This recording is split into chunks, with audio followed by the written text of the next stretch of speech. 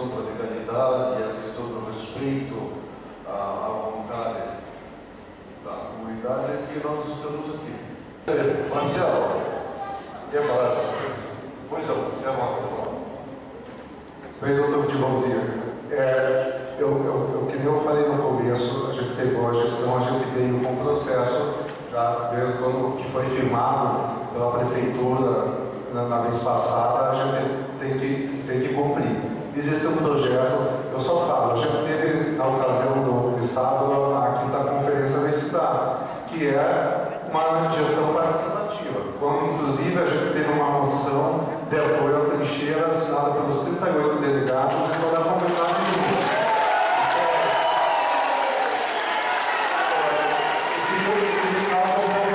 O que me causa um pouco de estranheza, doutor Divalzinho, das 40 indagações que tiveram aqui, foram um manifesto de pessoas contra. Eu não tive a oportunidade de ouvir nenhum manifesto a favor.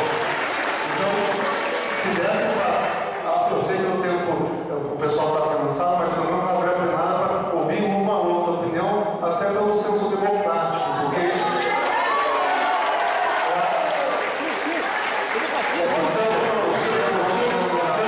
O senso democrático cumpre o regimento.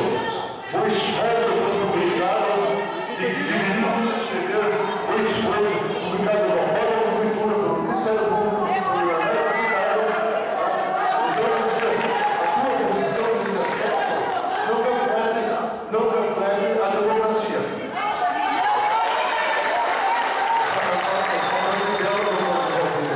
Que é estranho a unanimidade. Nos assuntos mais polêmicos não existe unanimidade plena. Isso é a primeira vez que eu estou vendo. Só estou fazendo essa consideração. Obrigado. Muito bem. Vamos encerrar.